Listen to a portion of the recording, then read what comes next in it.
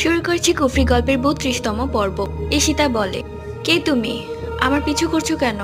তোমার মাস্ক খুলো তো দেখি তোমার চেহারাটা। তোমাকে আমার খুব চেনা চেনা মনে হচ্ছে আগেও আমি তোমাকে কোথাও দেখেছি।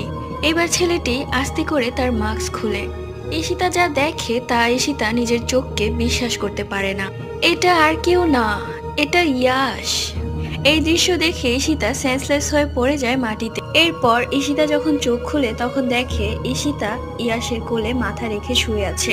ইয়াশ তার চোখে মুখে পানি ছিটা দিয়েছে।